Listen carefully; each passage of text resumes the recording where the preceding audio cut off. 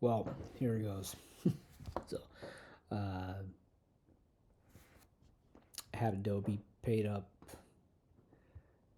you know, um, it's another $111 for a month. So, um, it's been pretty frustrating job market and trying to make things happen in a short amount of time. And I'm just proud of myself for at least being able to pull myself up off the ground again.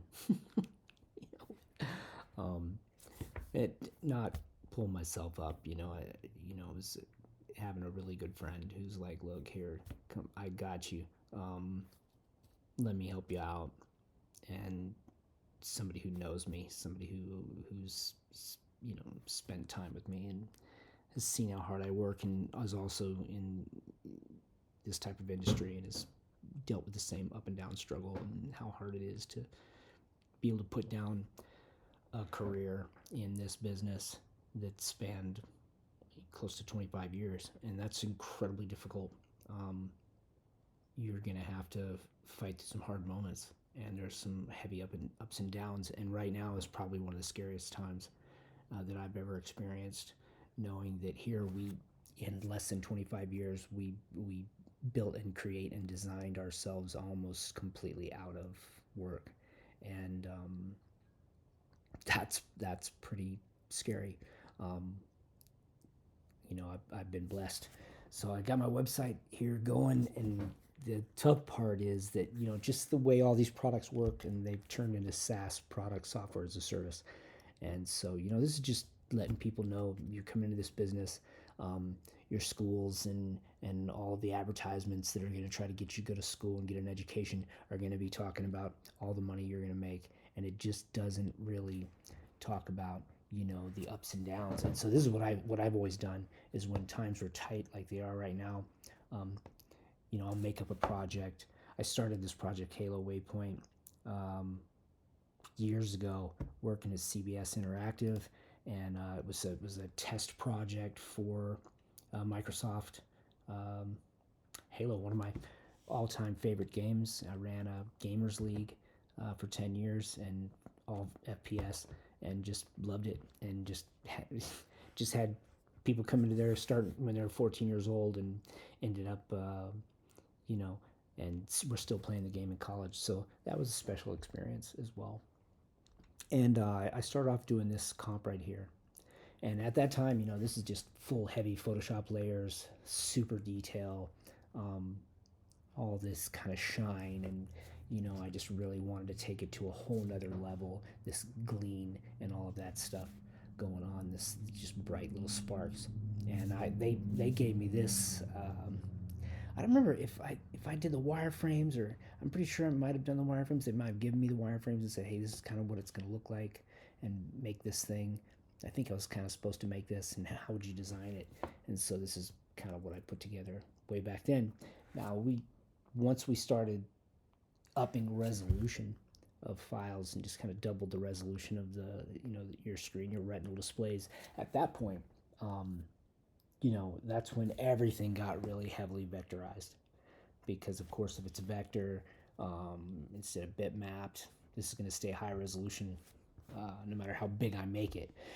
And then multi-devices, and now you're dealing with like how many different iPhones, 14, something like that, but it includes your tablets and everything, and then Android and desktop and just everything. So what a lot of people don't understand is that when you build something and you make an image, that image is going to be different shapes and different sizes, and for each one of these devices. So um, there's an opportunity to play with the new Figma Make, and pretty excited about that. Where if you really know how to dial in your prompts and just get heavily detailed in it, you can really just control the heck out of the AI system that builds some of these prototypes. And so that's what I was able to do here, is just I think a lot of people, when they're thinking about prototypes, it's like or they're thinking about prompting, they're like, okay, here, make me a Halo Waypoint design. And you could do that. You probably could do that. I kind of approach it from quite a different point of view. I'm looking at like, hey, I'm the designer and I want it to look a certain way, and I can really write that out in pretty heavy detail. And then, I'm understanding what things are called. I'm understanding what, so when we go in there and we want to make changes, it's like, okay, I know how to communicate with the interface in order to make those changes, because that's the difficulty. Is like you've got a few different screens. What are those screens called? What is the AI referencing, and how do you communicate here? Change, this over here and that over there. So, this is one of the results of being able to just kind of go in and say, hey, let's make this thing fully animated, and let's have fun with it, and let's do it quick. And so, because mostly when you're thinking about this, you're not this isn't a final design, but it's definitely a design that you can take to people and just we started making wireframes. Not people are like, well, yeah, we don't want to get stuck into the here. What's this color and what's that color? And mostly that was because it took a long time to make some wireframes. It took a long time to color everything. It took such an extended amount of time to do all that you're gonna break it down and just take it one tiny little step at a time. Now this is a whole new era. We're in a whole new revolution of creativity here, and so it's like, okay, well, now I can write a pretty detailed spec document, have this completely created out in a short amount of time. And it takes a lot of skill in order to be able to get it to that level. So the idea that, hey, we're just gonna drop somebody in and they're gonna probably not. That would definitely probably be a big mistake if you want to take this, get it tested in UX tests, and run some user studies, and does it work, and how's it functioning, what do people think, and then run that through biz dev and everything you need to do to be able to get something like this approved and move forward, or at least chopped up and said, hey, okay, let's change this and let's do that, and we're gonna make this look different over here. And so I had a lot of fun. And so I'm not going to go over the entire portfolio. This is just kind of a brief run of it. Some stuff I did for CBS when I was with them, and then I just kind of really took it far back. So I've got some, and then what I do when work is tight like it is right now. A lot of you guys are going through it, and so what do? You can slam out resumes all day if you want to. When you're seeing that every job has hundreds of thousands of resumes, you're gonna have to really think outside the box. So I just do some quick research and see like what are some user pain points and what are some difficulties companies are going through, and what's making frustrating users now. And so I dove into Adobe Firefly. Now and this is going to be an example of prompting. Now Adobe can do whatever they want. They're like almost like I'm not gonna get into the politics of it, but they've got control over when it comes. Now they've just recently bought Figma, so they've just grabbed a corner on that ecosystem, which means that we don't have a lot to say. But I can at least take a stab at what some of the biggest issues are, and cover issues that are not just with Adobe, but also considering AI altogether, and the fact that I've got an entire library of art that I've created, hand drawn, all the way back for almost 2 decades. So that's work that Adobe owns, and that's my work. And Adobe's like, hey, I can train my dad off it. I do whatever I want.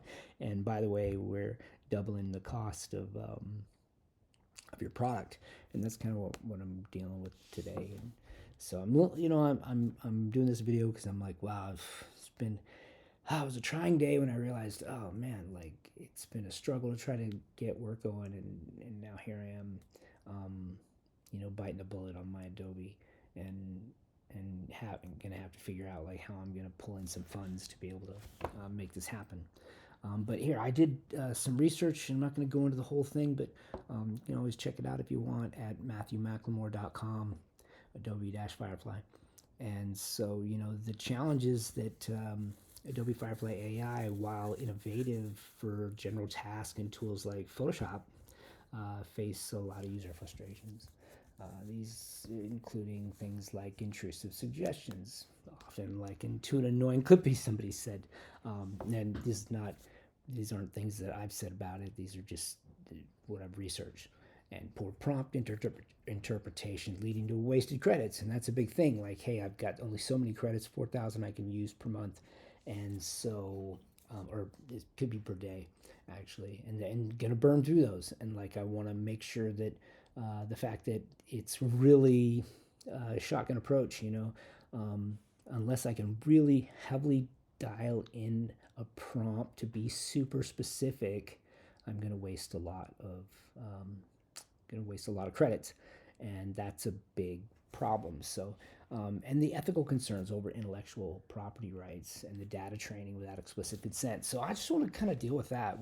And I started out with doing some research, and I found that using there's a few different tools I think are great for this. I think Gemini is really awesome. X is great. Grok is really great because that's going to just cover X. It's going to cover searching. It's going to search for stuff right now.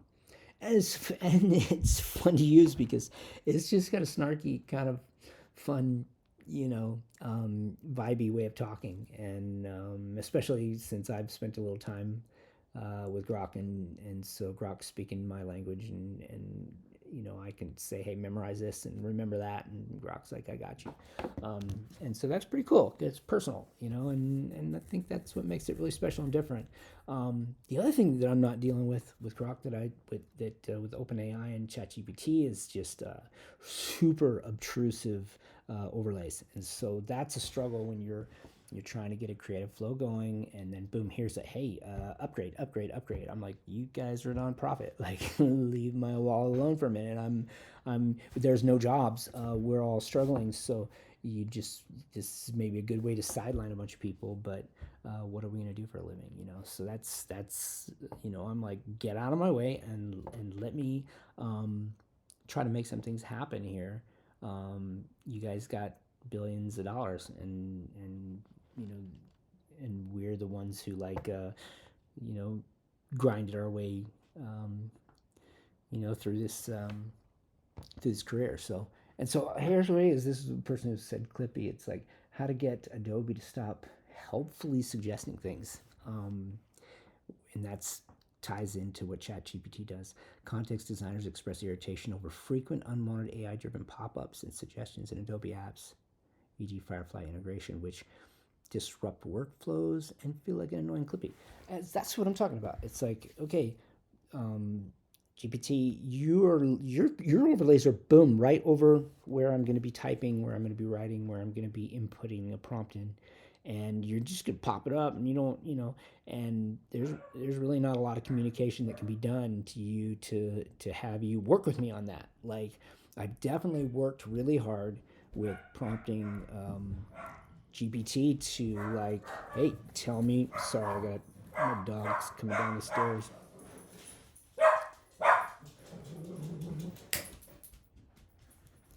And so that's been a difficulty. It's like, okay, can you warn me early? Can you do that? Yeah, sure. And then it doesn't really happen. So that's been an ongoing struggle. So then this is the summarization of that information that I pulled together and from a bunch of different sources. This is x.com, and then this is Reddit, and so I just kind of pulled some stuff from all over and was like, all right, here we go. And then I went through kind of a quick summarization of that, and then got into FigJam and was like, okay, let's ideate with some post-it notes and see what I can do to really dive into some features. And trying to do this really quick because this is a free project that I'm never gonna make any funds off of, and Adobe's got a couple of positions open, and like you know, okay, um, I'm probably not going to apply there. I've done some assessment work for Adobe before on some of their back systems when I worked at Centene, and it's, you know, I just think that I like to move really fast, and some of these companies are just like, hey, we got to take things really slow, and they need to, because it's a lot of people using a product, and when you're switching things around on people, that can be really tough. So, you know, I prefer to do stuff where I can just move quickly and break things and learn fast. So this is the Adobe AI Studio opt-in training. Let's see, and I did some prototype strings, some onboarding, idle states, active HUDs, privacy dashboard, all kinds of stuff like that. And this is kind of getting into the... All right, I think I'm going to cut everybody some slack on this, because I don't think that this is a good time to record.